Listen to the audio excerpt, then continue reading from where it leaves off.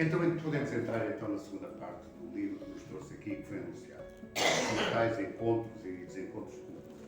Os contactos dos portugueses com os tais povos africanos, em geral, e com os angolanos, os antepassados dos atuais angolanos, em geral.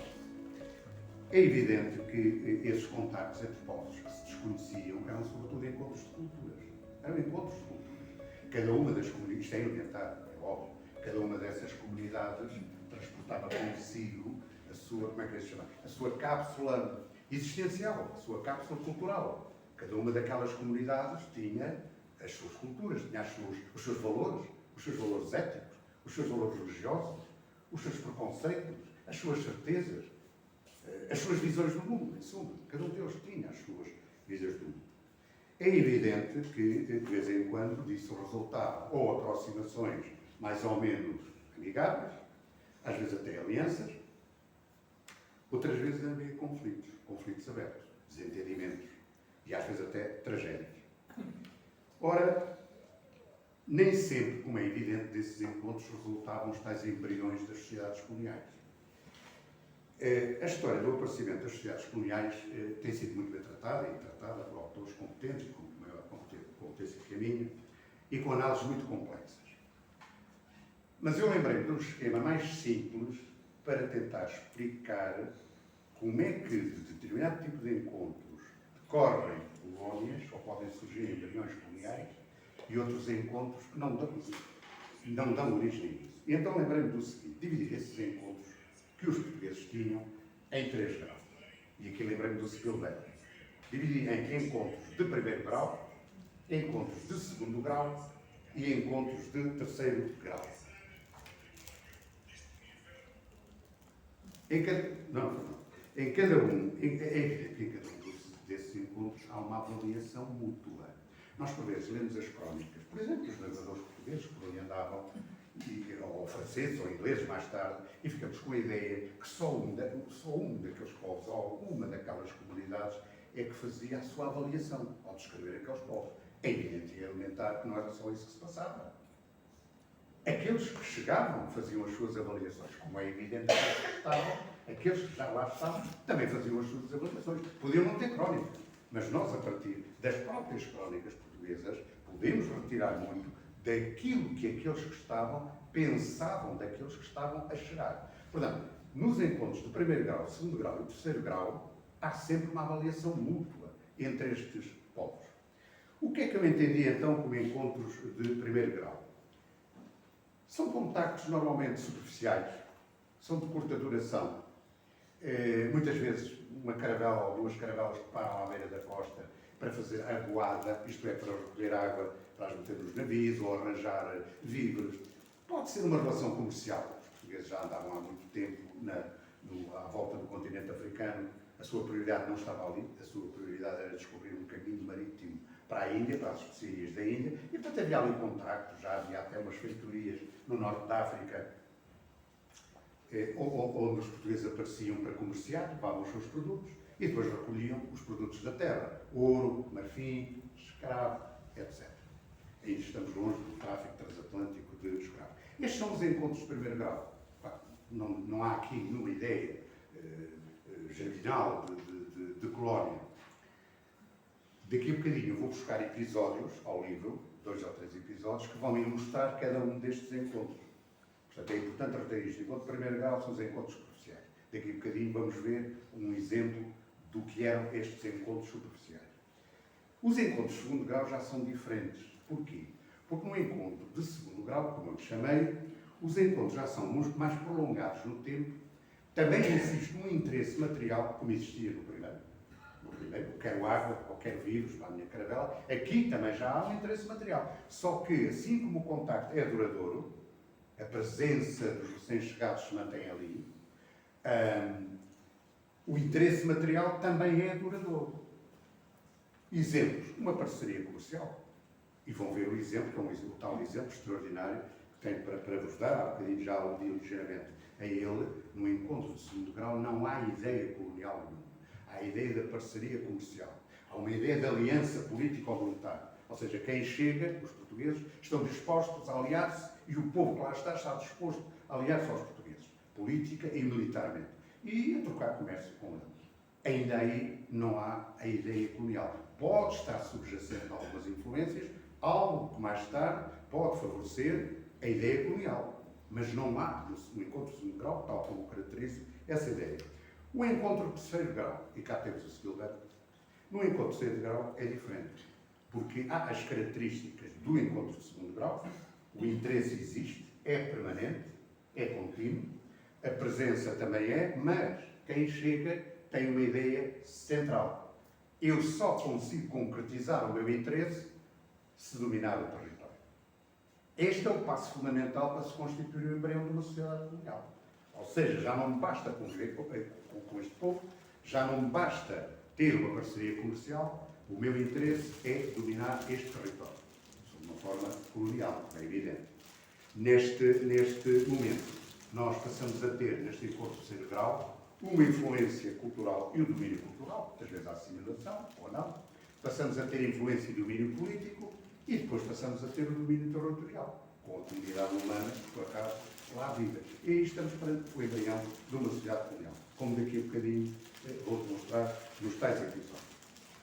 Eu escolhi, para ilustrar os encontros de primeiro grau, aqueles contactos que os portugueses faziam na costa africana e, em vez de ir aqui ao norte da África, aqui é o norte da África, aqui é Angola e aqui é o resto, é a Namíbia e a África do Sul, cá para baixo. Detive-me aqui nos encontros que os portugueses tiveram, os navegadores, estamos a falar ali do século XV, 1401, 1460, 1480, 1480 e pouco. Os portugueses se depararam com os povos que eles, nas suas crónicas, descreviam como muito primitivos, muito pobres. É isto que está nas crónicas portuguesas do tempo. Os roteiros marítimos muito pobres, muito primitivos. Cá está o tal ato de avaliação que vimos há bocadinho. Se nós formos ler aquelas crónicas, por exemplo, e foi isso que eu relato no livro, porque achei muito curioso, o encontro dos portugueses, aqui um bocadinho abaixo de Angola, nas costas já do que é hoje a Namíbia e a África do Sul. Os portugueses encontraram ali um povo muito curioso e admirável, que era o povo coiçã. Eles já tinham visto os puecos e os mucuiços, ainda ali junto do Cabo Negro, em Angola, lá para os nossos lados, mas vamos ver aqui os coiçãs. Os portugueses avistaram o coiçã e descreviam-nos da mesma maneira que descreveram os povos que já tinham visto no sul de Angola. Povos atrasados, muito primitivos, alguns à beira das praias, sobretudo os puecos e os mucuícios, tinham uns abrigos muito rudimentares, feitos de ossos de baleia, cobertos com algas. Portanto, estas descrições, mais tarde, passaram por ali outros, mais tarde, séculos depois, ingleses, franceses, etc., alemães, que, e eu tenho isso no livro, por acaso, nessa altura, porque eu conheci Coiçã, conheci os Quimas, como se chama também, e chocou-me. Embora a gente tenha que se despedir dos nossos valores, mas parei com uma frase, não sei se segue no inglês, segue no alemão. Podia ter sido escrita pelo português, mas por acaso foi muito mais tarde do que estas navegações, que era que aqueles seres eram horrendos e estavam mais próximos do irracional do que do ser humano. Foi das vezes em que mais me choquei, até porque eu os conheci, não é? E enfim, isso é a história deles, eu estudei a história deles, como muitos que aqui estão presentes, com certeza conhecem e estudaram. Eu digo no livro que, voltemos agora aos nossos navegadores, que tinham também aquela impressão que eram povos atrasados, embora aquela frase horrorosa não tivesse sido deles, mas enfim.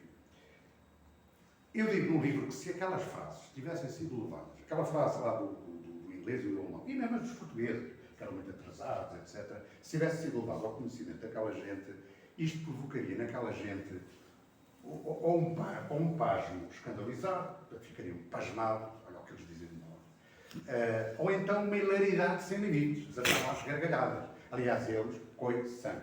O coiçã são dois grupos, são caçadores-coletores, ambos são caçadores-coletores. Têm o seu arquinho de setas, caçam, recolhem tubérculos, fruta, etc. Tanto os sã, kung, a língua kung, como os koi. Com uma diferença, os koi criam algum gado. Têm alguma criação de gado. Os sã, não. Andam em grupos de 10, 15 pessoas. 10, 15 pessoas, não mais, pelo menos naquela altura, 10, 15 pessoas.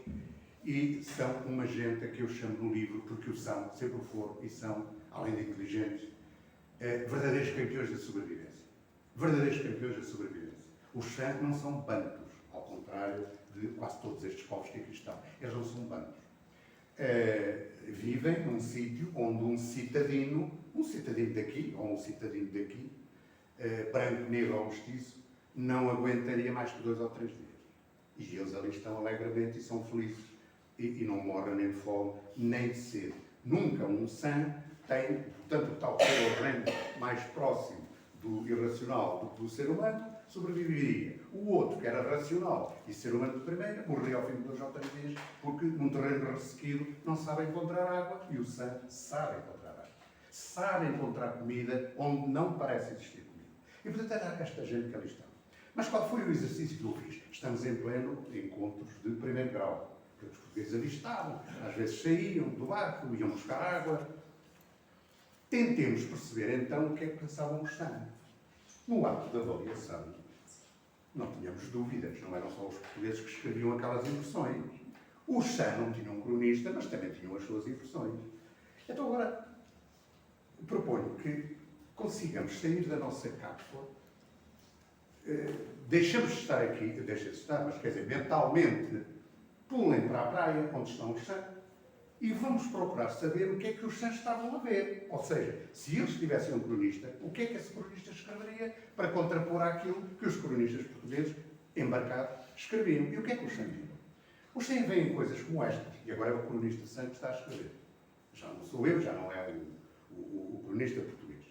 O San que está a ver, quando viram os primeiros portugueses, foram os primeiros que ali chegaram, que estão a passar, para já começam a ver umas residências flutuantes, enormes, parecem brotar lá do horizonte, com umas grandes asas, as velas, umas grandes asas, parecem vogar à superfície das ondas, tocam nas ondas, não vão ao fundo. Isto é uma visão estranha, mas pronto, viam aquilo. O problema começava quando na avaliação do San, começava quando estes navegadores vinham à Terra.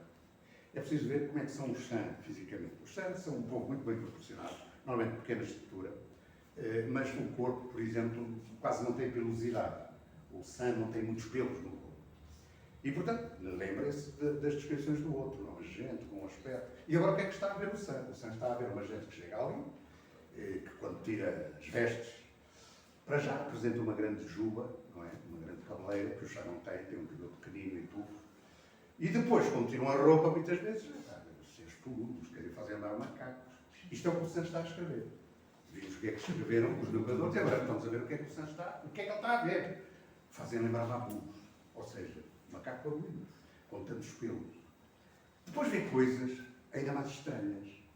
Aqueles recém-chegados, por acaso, antepassados de grande parte das pessoas que aqui estão, por vezes ficavam num pau vertical, que trazia muitas vezes acoplado um pau horizontal, portanto um pau vertical e um pau horizontal, e cravavam na terra.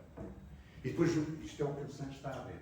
E depois reuniam-se à volta daquele pau, daquela construção, e entregavam-se a uma longa lenga-lenga. Olhavam para cima, olhavam para o pau, faziam aquilo. Os San, que são inteligentes, e o nosso San está a escrever isso, dirão, aquilo devem ser as magias dele. São as magias deles, porque o San também tem as suas magias. E portanto eles estão a fazer as magias deles. Se calhar é por causa destas magias que aquelas residências flutuantes não vão ao fundo. Deve ser por isto, são as magias dele, diz o nosso San, no seu ato de avaliação. Depois faziam coisas que os San percebiam também. Pegavam nos recipientes, enchiam-nos de água, levavam para as caravelas. Os San percebiam isto também. São inteligentes. Aquela residência não deve ter água, eles arranjam água para a residência flutuante, porque eles sabiam que aquela água do mar não podia beber-se. Agora, havia uma coisa, e que remata a observação do nosso San, que deve estar completamente espantado, com um jeito tão estranho, e aparentemente tão atrasada, com os costumes tão atrasados. Eles faziam uma coisa espantosa, os recém-chegados. Eles tinham chegado, por exemplo, em 3 residências flutuantes. 3 navios. E preparavam-se para ir embora, porque estes encontros eram curtos, eram 2, 3 dias, 4, lá estão, como de primeiro grau, e iam embora. Mas antes de irem embora, agora imaginem o San, faziam uma coisa espantosa. Iam a uma das residências deles, recém-chegados, e pegavam-lhe fogo. Ardia, havia ali uma enorme fogueira, e faziam isto. Isto o San, estou a ver aqui, não conseguia explicar. Gente com juízo Gente racional não faz uma coisa destas. Toda a gente sabe que nas armadas portuguesas, na armada de Vasco da Gama isto sucedeu, e de vez em quando havia um navio que se deteriorava. A longa permanência no oceano apodrecia o navio. E os portugueses o que faziam era transportar a carga do navio que tinham que abandonar, porque ele ia ao fundo, transportavam a carga para outro navio, mas nunca deixavam o navio intacto. Eles pegavam fogo. Os portugueses queimavam o navio, não o deixavam. E era isto que os viam. Portanto, neste encontro de primeiro grau, eu fui encontrar este exemplo, muito mais haveria, mas enfim, tenho ali o ditador do tempo. Acaba sendo possível, mas ilustra bem que nestes atos de avaliação é preciso estar atento àquilo que dizem uns nas suas crónicas e àquilo que outros disseram ou podiam ter escrito nas suas crónicas também. Dirão, isto é a imaginação dele. Minha, isto é a imaginação. Não, vejam, põe-se no lugar do santo. É que estas coisas sucederam. E como os santos são inteligentes, com certeza tiraram conclusões muito semelhantes às que eu tirei, ou às que qualquer um de nós tirava. Imaginem-se lá. E vem o navio a arder e as conclusões que tiraram. Passemos então a exemplificar os encontros de segundo grau. Lembram-se? Chegamos, alguém chegou, o contacto é mais prolongado, o interesse material existe, mas prolonga-se no tempo, mas não há ideia de colónia. O melhor exemplo que conheço disto é exatamente a chegada dos portugueses com Diogo Cão aqui, a esta zona aqui, que era o Reino do Congo, o tal Reino do Congo. É um exemplo extraordinário, como já há bocadinho indiciado, porque aquilo que se passa a partir de 1482 e nos anos seguintes, entre o Reino do Congo e os portugueses, é uma parceria amigável, política, militar e comercial. Eu acho que é exemplo único, e não estou a falar com português. Eu aqui, como já disse, quer dizer, não estou a falar com português, nem com angolano, nem com inglês. Estou a relatar factos com documentos na mão. As cartas entre os reis portugueses, Dom João II e Dom Manuel, sobretudo Dom Manuel, e os reis do Congo, quer o primeiro que os portugueses encontraram, que é Nzinga-Nkuvu, mais tarde se chamou Dom João I, nome cristão, quer o segundo rei do Congo, que os portugueses encontraram, Mbemba Nzinga, que vem a ser o Afonso I do Congo. As cartas são extraordinárias, de respeito. Eles tratam-se como meu irmão, tratam-se como irmão. Os portugueses prestam auxílio e também recebem auxílio de mercadorias dos congueses, ou bacongos, isto é o povo bacongo, como disse há bocadinho, e as cartas são realmente uma coisa extraordinária. A partir de certa altura, há quem diga, uma vez alguém disse, que, aquilo podiam ser fórmulas diplomáticas. As cartas, pronto, o rei português chamava irmão ao outro, o outro chamava irmão ao rei português, e isso podia ser uma mera expressão diplomática. Para que ir bem? Meu irmão, meu amigo. E por trás tem o punhal. Não. E nós temos prova disso documental. Porque nós conhecemos as instruções secretas que eram dadas, por exemplo, Dom Manuel, as instruções secretas que deu ao seu representante no Congo. Uma instrução secreta, portanto, os seus representantes que iam para o Congo, não é uma coisa para o rei do Congo ler. As cartas eram.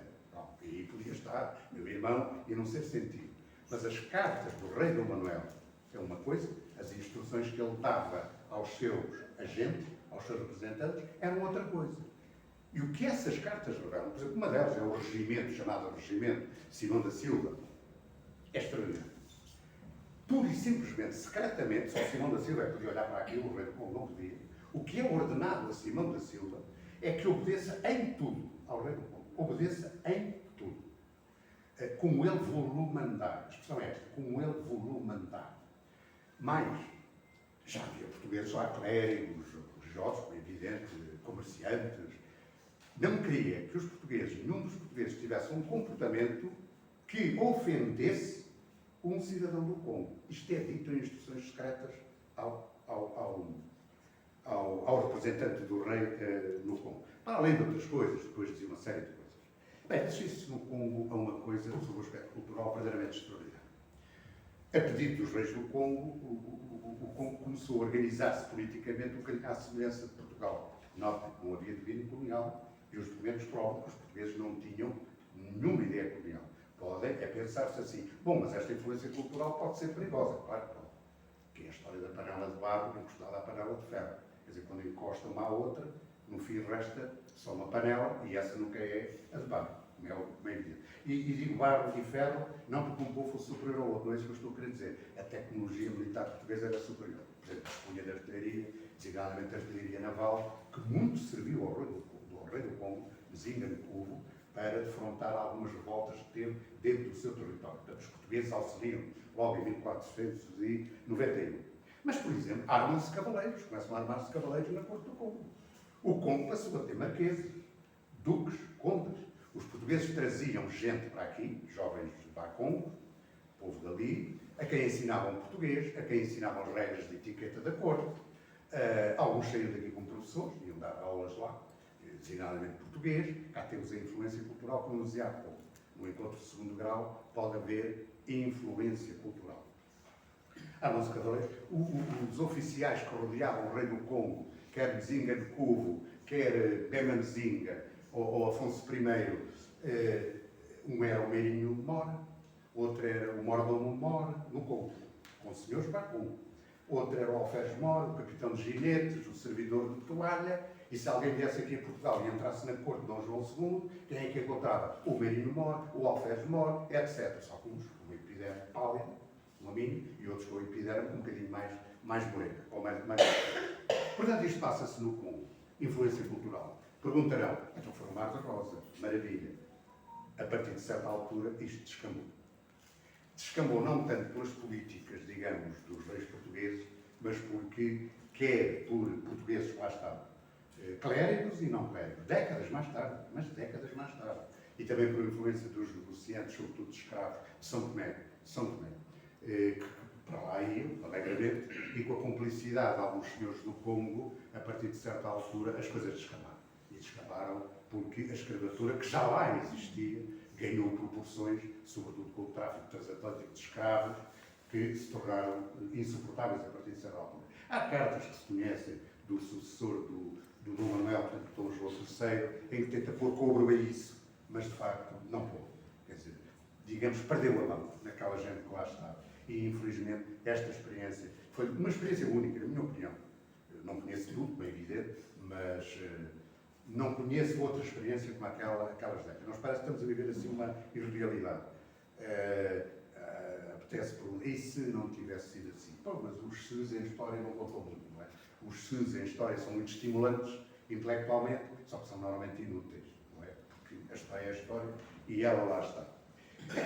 Muito também resultava, ainda há bocadinho falava aqui com o Carlos Braga acerca disso, muito também resultava daquele propósito que os portugueses levavam sempre consigo de converter os outros à sua religião. Isso fazia parte da missão portuguesa.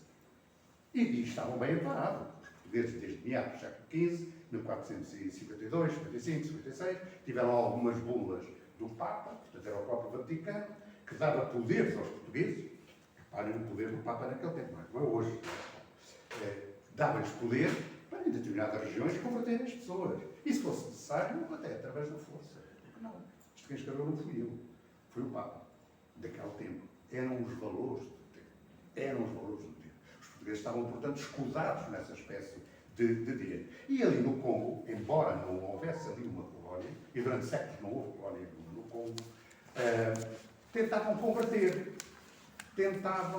Pronto, eu creio em Deus, e o meu Deus é o verdadeiro, dizia o pai. Sim, mas eu também. Só que chama-me de Zambi, dizia o Bacon. Chama-me de Zambi. Noutras regiões de Angola, uns chamam suco, outros chamam calunga. Sim, mas isso são crendices.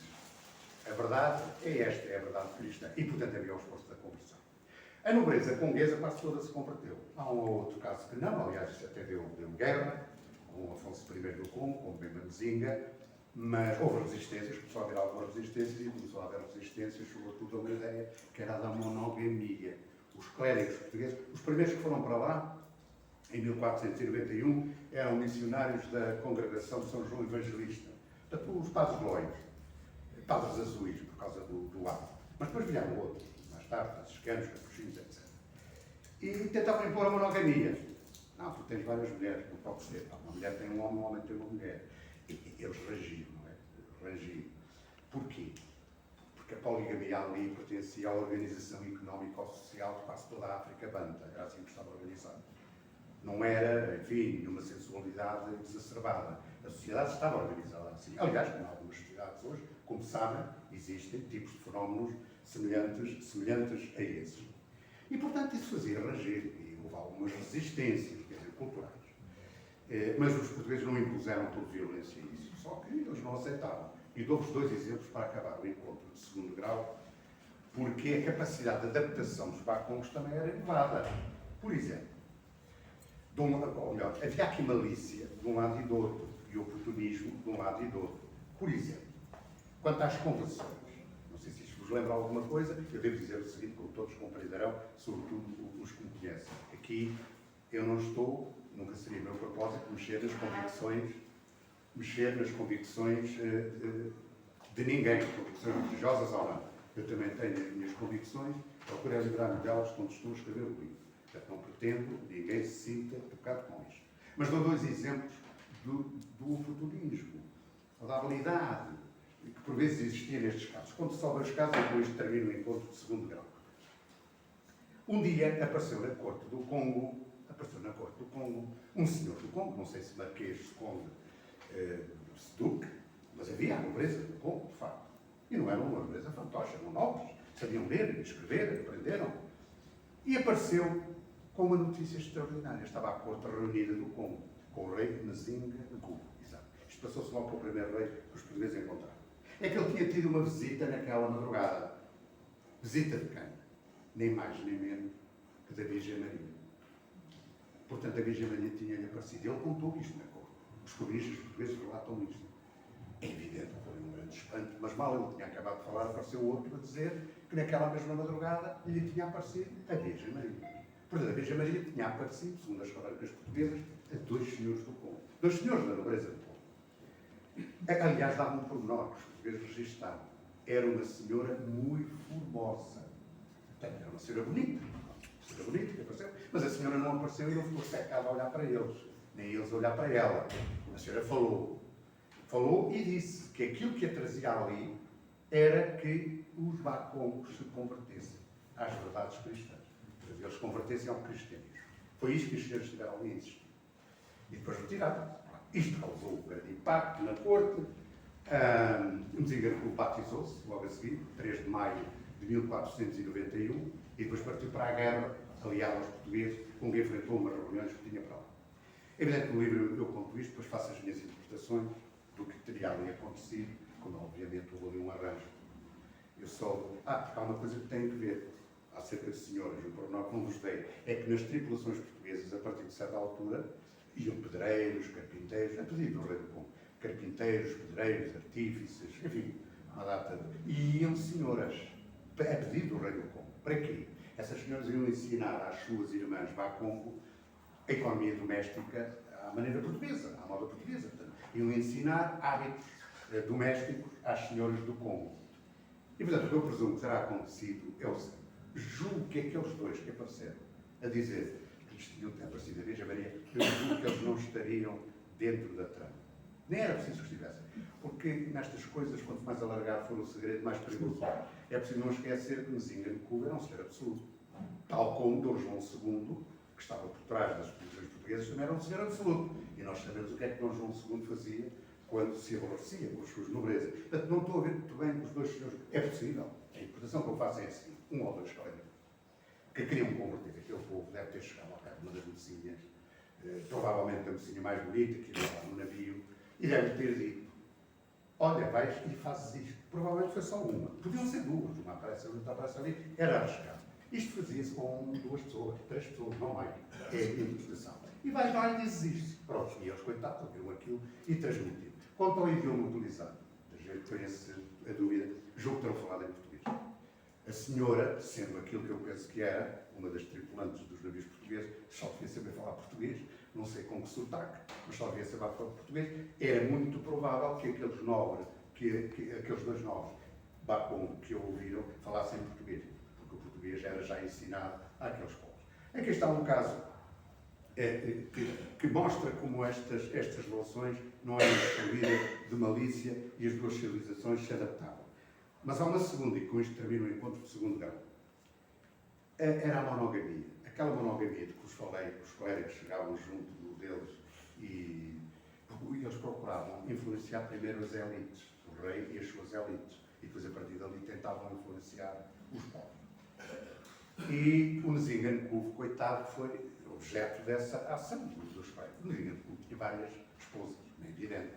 Era natural, como já disse, era a organização económica, social, familiar dali e não só, da África.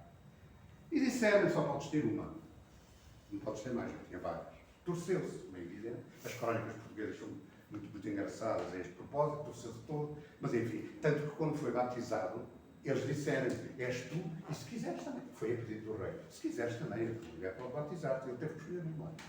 Pronto, a mulher principal, que se batizou com ele. Ele chamou-se João, em homenagem à rainha de Portugal, e ele chamou-se João, que era o nome do nosso rei também. Portanto, foi uma homenagem ao nosso casal português. João II aqui era casado com uma Leonor, o rei do Congo tornou-se João I e casou-se também com uma Leonor. Mas isto da monogamia não lhe entrou muito na cabeça, mas ele era inteligente. E cá está a capacidade de adaptação de quem está a quem chega. É que ele descobriu uma coisa importante que os padres lhe tinham ensinado. Ele percebeu que havia uma coisa que os padres lhe tinham ensinado que se chamava confissão. E então, o que Nzingan-Kuv começou a fazer, como é óbvio, como inteligente que era, foi isto. Pecava junto às antigas companheiras e ao clérigo, ao padre, podia já ser até um padre com atenção. Começou a haver entre o clero, mas ele ia muito cedo, provavelmente seria um clérigo europeu. E chegava ao pé dele, olha, eu pequei. E depois tinha que manifestar, logo a seguir, como sabem, arrependi-me, estou arrependido. E depois do arrependimento, a absolvição. Devia rezar uma penitência, sei lá, um Pai Nosso, uma Ave Maria, talvez uma Salve Rainha, saía dali limpo, de pecado, dava a volta, e como eu digo no livro, desatava a pecar vertiginosamente junto às antigas companheiras.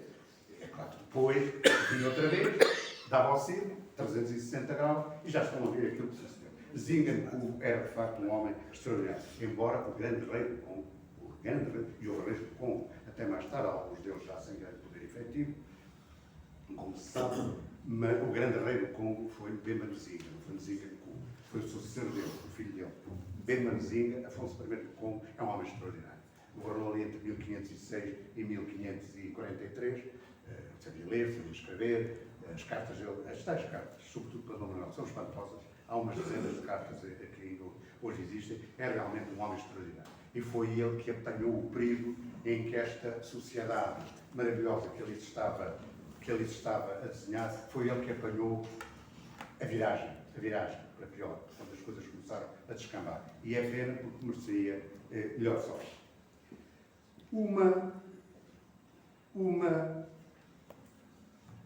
Uma ilustração agora do encontros de terceiro grau. Um encontro agora do terceiro grau. Lembram-se, o terceiro grau existe um interesse, o interesse é permanente, o encontro é duradouro, mas há um propósito de domínio territorial. E aqui sim, como vimos há bocadinho, no encontro de terceiro grau, nós já estamos perante a ideia de colónia.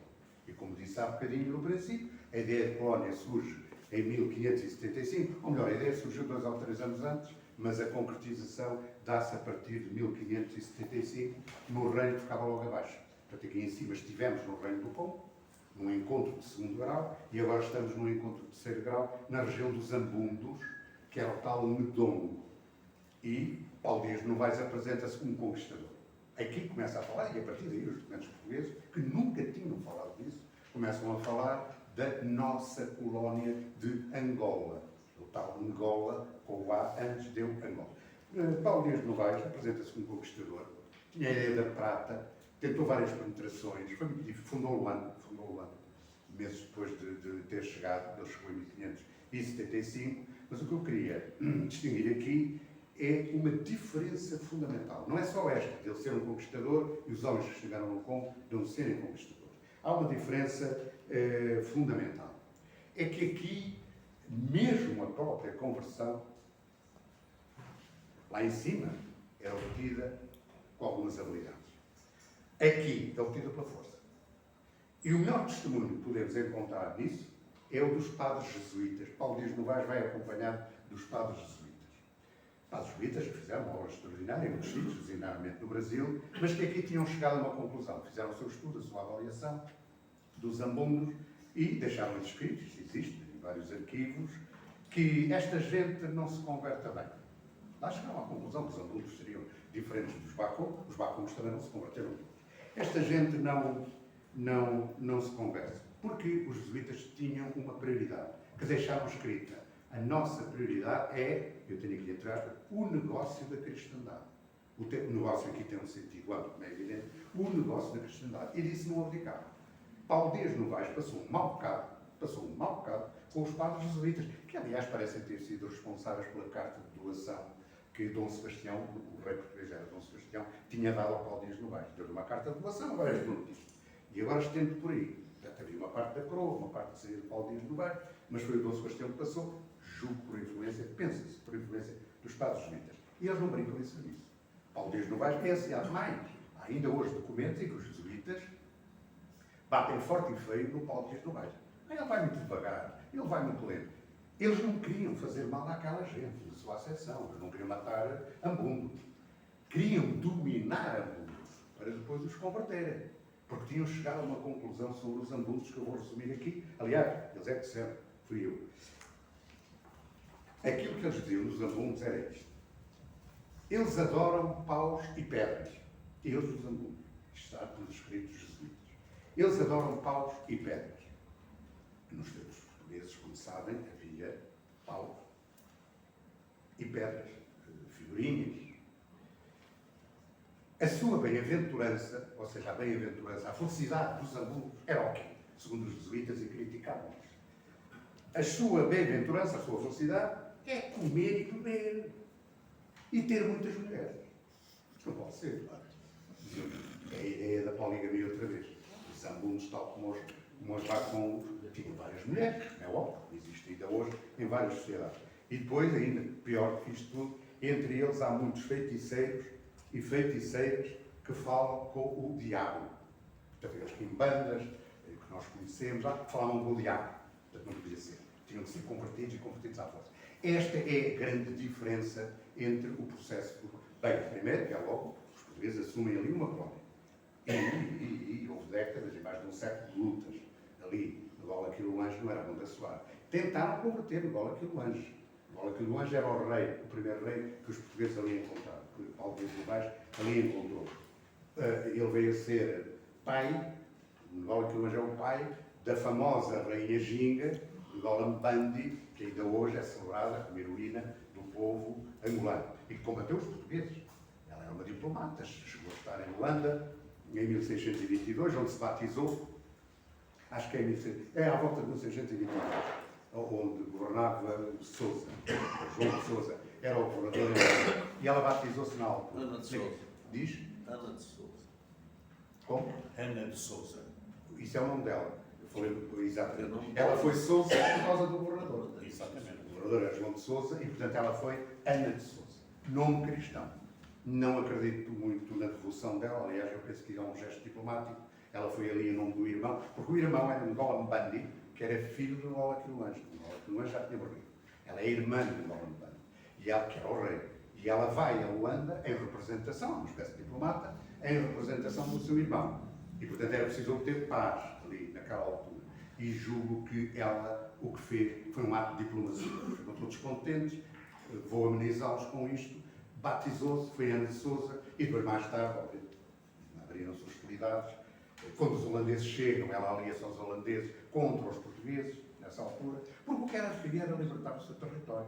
E o seu território era o Ndongo e a Matamba. Ela, aliás, num primeiro momento foge para a Matamba.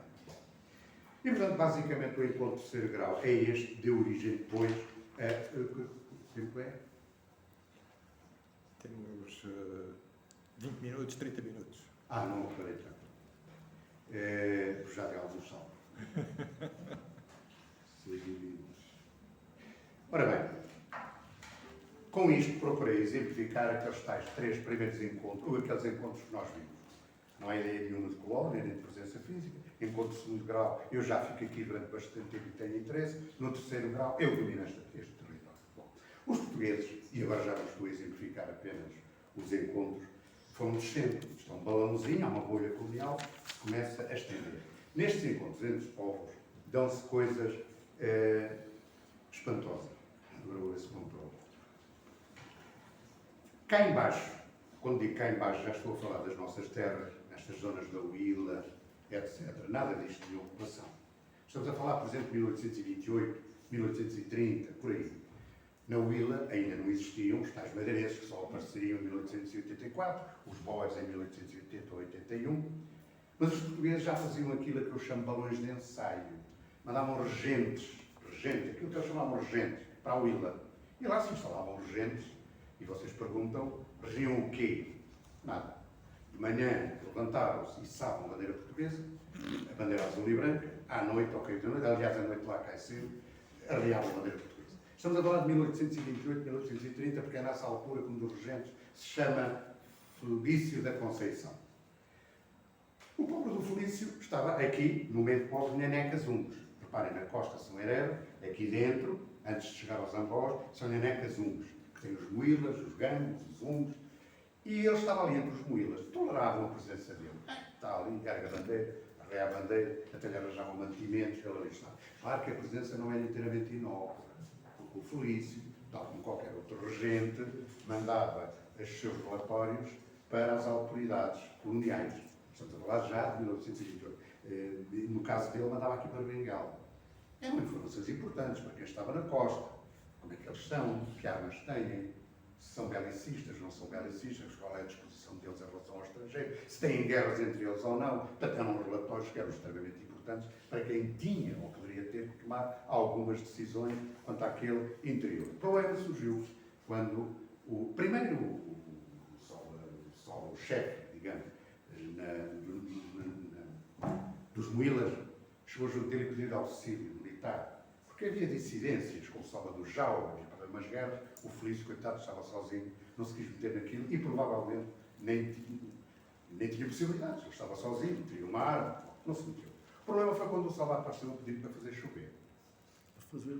Porque uma das coisas que o Salva tinha muitos poderes de relação com o transcendente, com o sobrenatural, e um dos poderes que o Salva tinha não era bem de fazer chover, era de invocar os seres sobrenaturais para que chovesse. Não nos devemos surpreender muito. Há pouco tempo no Alentejo faziam-se procissões, como sabem, para que chovesse numa altura de seca. Mas a diferença não era muito grande. Mas ali esse poder estava no Salva.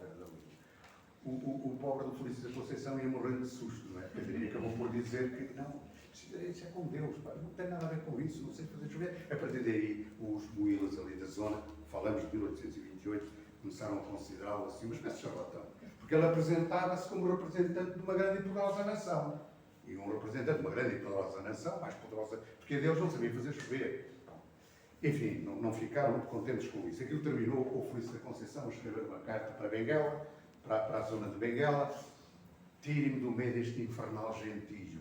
Foi a frase dele. Queria que o tirassem dali, o homem estava buscador. Os portugueses cometeram lá outro, logo a seguir, um tal Garcia, mas esse era, enfim, tinha outros recursos. Era um sabichão, começou por se casar com a filha do Soba e arranjou uma data de processos e viveu em paz durante muito tempo com os Moilas. Mas quanto a isto de fazer chover, é preciso reter uma coisa.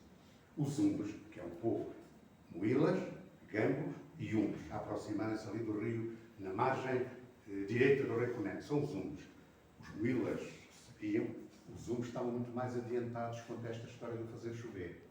Porque os Umbos tinham descoberto onde é que residia, e eu conheci um Umbo, aliás, uma das pessoas que mais estive neste mundo, não sei se é vivo ou não, ainda, um menino que eu conheci no Umbo, que sabia falar português, mas tinha vindo, digamos, lá do povo, e aprendeu português em Sá da Bandeira, e lembro-me dele, sempre que falo disto. Os Umbos tinham descoberto, e é uma das pessoas que eu mais gostei no mundo, e gosto, se ele ainda for vivo. Os Umbos tinham descoberto que o poder do Soba, os poderes em geral do Soba, tinham um sítio onde residiam. Aqui também se diz que o amor, uns pensam que o amor reside no cérebro, outros dizem que o amor é no coração, portanto, nos dias do namorado faz-se um coraçãozinho, cor-de-rosa ou vermelho. Os Umbos sabiam que o poder do Soba vinha de outra parte do corpo, do braço. E no braço de dentro do braço de um osso, o húmero. Por isso é que quando um sobe o húmero, naquela época, quando um sobe do húmero no rio, eles não o sepultavam logo. Portanto, o corpo não era logo sepultado, fumigavam com ervas aromáticas, como é evidente, o corpo estava em composição, e quando estava em condições, iam ao bracinho, tiravam o húmero, partiam o húmero, tiravam a medula, porque era na medula que estava o poder. E então ungiam o novo Soba, e portanto transmitiam os poderes sobrenaturais que o Soba tinha. Isto foi documentado em vários sítios, este hábito, que é grande atraso. Quer dizer, agora vão montá-lo com uma coisa qualquer e ele fica cheio de poderes. Eu aqui é tal coisa, quer dizer, às vezes é importante a gente saltar de uma cápsula para dentro de outra. Para já, toda a gente sabe, os monarcas, nem todos, mas quase todos aqui na Europa eram ungidos. A descrição da unção do rei Afonso XI de Castela é qualquer coisa de extraordinário nas crónicas castelhanas, desde o banho ritual e depois a unção que lhe fizeram, é extraordinário. Mas não é preciso recuar ao Afonso XI, nós dentro de um mês vamos ter uma coroação. No Inglaterra, está neste momento um rei, que se chama Carlos III, e que ainda não foi coroado.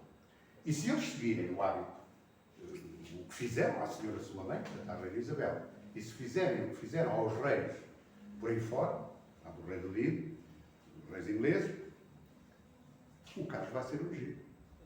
Eles dispõem de uma colherzinha dourada, aliás, forem à internet, vêm lá a colherzinha. Uma colherzinha que será utilizada para aqui. E o que vai acontecer ao Carlos, a não ser que o Carlos consiga, ou alguém altere o ritual da coroação, pode ser alterado, até hoje não foi, é muito antigo. Eles vão a um frasquinho onde tem um óleo, vão lá com a colherzinha, daqui a um mês, tiram um bocadinho daquele óleo, e depois o celebrante, com certeza, fará aquilo que está consagrado no ritual, vai pegar um bocadinho daquele óleo, vai ungir e pôr um bocadinho de óleo na cabeça do Carlos, depois põe um bocadinho no peito, e depois ele abre as mãos, põe um bocadinho aqui do óleo, e outro óleo, e aí temos o Carlos III ungido. E fica cheio de poder, com certeza, porque as pessoas acreditam, pronto, acredita-se que aquilo são óleos consagrados. O que eu vejo muitas vezes nos livros, nesta documentação, é como às vezes os valores culturais se aproximam tanto, às vezes quase que se sobrepõem. A gente às vezes está a ler uma coisa, dê comigo, ler documentações, mas olha, eu já ouvi isto. Olha, foi lá onde estiveram os teus antepassados europeus, que aconteceu. Repara, isto aconteceu. Claro, um crente acreditará que a unção com os consagrados não tem comparação com a unção com o Dula, do Soba falecido. Mas isso é uma questão de crença. Agora, o gesto em si da unção, e com a unção transmitir um poder que vem do transcendente, o poder era real, era divino, vinha do dentro, era inspirado pelas entidades divinas, era esse. Não, para uma hora e meia, para ver se eu reduzi. Estamos a chegar à hora. Estamos, na hora e meia. Então pronto, então termino, tinha aqui outras coisas, mas termino com uma. Mas estamos à vontade. Não, Acho que as pessoas não se importam, não se importam. Continua lá, Continua. Pois. Easy. Calma. Como? Temos calma. Não, eu não é por mim. Eu É por sei. pessoas que eu sei que estão pressionadas pelo tempo e que eu muito respeito. Nós não podemos também esquecer aqui no Sul uma obra que eu cito no livro do António Francisco Nogueira. O António Francisco Nogueira deve ter vindo com os seus. Ele veio na segunda colónia que veio do Brasil, em 1850. Foi um livro muito interessante. Raça Negra. Sim, sim. A Raça Negra. O António Francisco Nogueira escreveu um livrinho, lá por volta de 1880. Quem é o António Francisco Nogueira? O António Francisco Nogueira, aqui estamos a falar, portanto, já de 1851 em diante, no Sul. Já estamos a falar dos tais encontros culturais.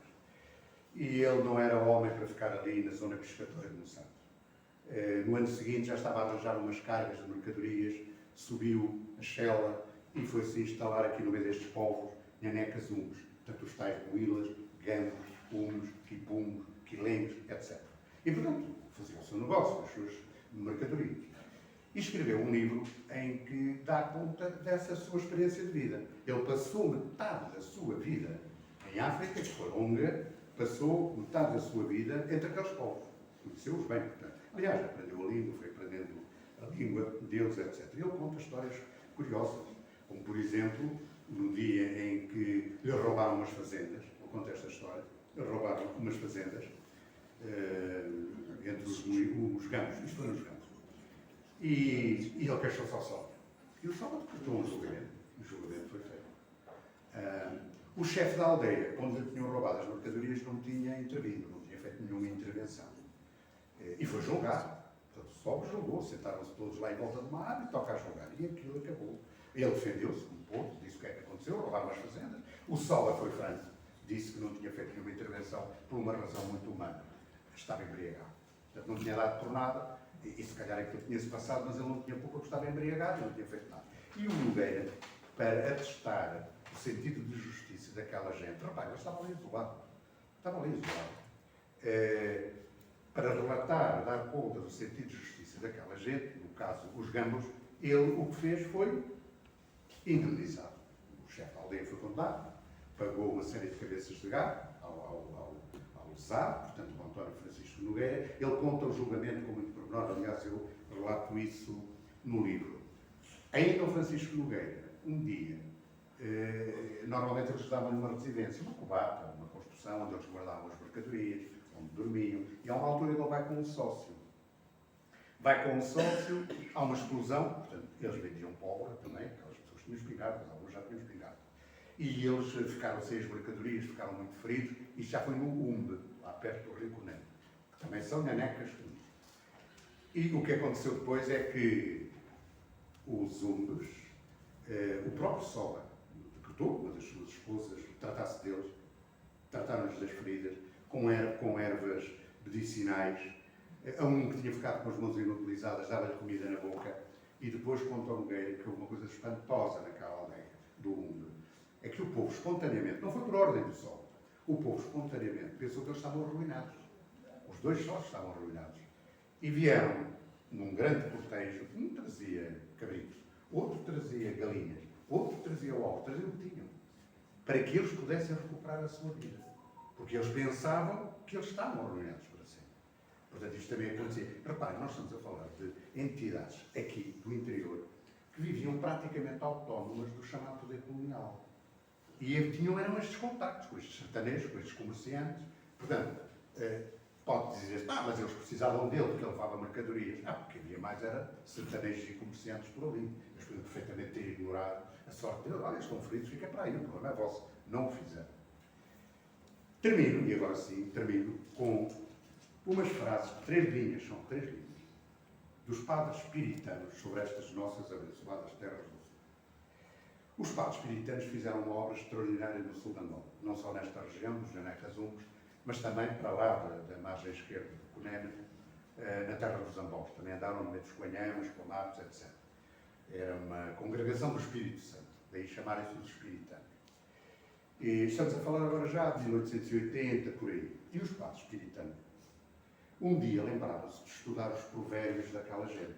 Andavam aquelas aldeias, estudavam os provérbios. E como sabem, os provérbios refletem normalmente os valores existenciais mais importantes de uma sociedade. Os provérbios europeus e há os provérbios africanos. Eles recolheram os provérbios e tiraram uma série de conclusões. A mim, o que mais me virou foi uma espécie de espanto, quase estupefação, com que eles tiraram um conjunto de conclusões. E cá está os tais encontros de culturas, de sociedades tão distantes, que vivam tão distantes umas das outras, mas que às vezes parecem sobrepor-se. Eu também me lembro, as 3 linhas, são 3 linhas e uma palavra, que os padres espiritanos escreveram depois de terem estudado aqueles provérbios. Chegaram a estas conclusões. Eles, os Umbos, os Campos, os Moílas, eles creem numa eternidade, feliz ou infeliz. Os seus provérbios recomendam as virtudes morais e condenam os vícios, condenam o egoísmo, condenam a presunção e a cobiça, condenam o ócio, a maledicência, condenam a mentira, condenam a cólera, condenam a hipocrisia, a ingratidão e a inconstância. Claro, se fôssemos nós a recolher estes provérbios, algum de nós dizíamos assim, eles têm tal apuro espiritual, porque foi isto que os espiritanos concluíram. Eles eram povos apurados espiritualmente. E qualquer um de nós diria, eles estão tão apurados espiritualmente, deixem-nos em paz com os seus valores. Eles não seriam, obviamente, clérigos, nem padres, se não concluíram. Eles estão tão apurados espiritualmente, que estão aptos a ascender às verdades cristãs. é preciso convertê-los. Mas reparem nos valores que aqui estão, podiam ser encontráveis ou defensáveis em qualquer tipo de sociedade, daqui da costa, ou aqui da Europa, ou aqui de Portugal. Isto foi das coisas que eu achei, porque o estudo é sério, o estudo dos quadros piritanos é sério, e soube bem encerrar com estas palavras. Deixa-me agradecer a 3 pessoas, além do agradecimento geral que dou a toda a gente que aqui está, gostaria de agradecer a 3 pessoas aqui presentes. E com isto vou terminar, rapidamente. A primeira é o Sr. Engenheiro Miguel Anacoreta Correia, que, por razões que ele lá saberá, tem dado um grande apoio a todos os meus escritos e, em particular, a este livro, Senhores do Sol e do Vento. Eu costumo dizer que é o leitor que mais, enfim, divulgou o meu livro, volto a dizer, por razões. Eu tive já a oportunidade de agradecer privadamente. Aliás, o único livro só deu 2, foi os que lhe pedi, estou à espera de mais. Só tenho um livro que é o meu, o livro que eu não tenho foi o que ofereci, porque fiz questão disso, ao engenheiro Anacoreta Correia. A segunda pessoa a quem queria agradecer é a doutora Eleutéria Ornelas, com quem trabalhei em vários trabalhos literários sobre Angola. Aliás, em trabalhos também coordenados com o engenheiro Anacoreta Correia. Mas estou-lhe a agradecer particularmente por isso. Se não fosse ela, esta terceira edição do livro não existiria. Eu já há muito tempo pensava rever o livro, e ia revê-lo, mas provavelmente acabava numa gaveta lá de casa até às eternidades, porque eu não sou pessoa para procurar editores. Ela sabia disso e arranjou maneira, só ela sabe fazer essas coisas, de me pôr em contacto com o João Ricardo Rodrigues, e assim, no minuto ou 2, concluímos que íamos rever o livro. É ela ao devo, aqui o meu agradecimento público também. A terceira pessoa, finalmente, a quem queria agradecer, é o João Ricardo Rodrigues, que eu conheci há um ano e pouco, através da doutora Eleutéria Ornelas, que é um homem excepcional, um ser humano excepcional. Depois, embora eu não tenha razão de queixas dos meus 2 editores anteriores, da Estampa e dos 5 leitores, mas ele é o editor ideal, pela forma como me tratou, pela forma extraordinária como tratou o livro, as gravuras, a apresentação, tudo, mas sobretudo queria-lhe agradecer, não pelo livro ou aspecto pessoal, pelo extraordinário trabalho cultural que ele tem feito por Angola e por Portugal.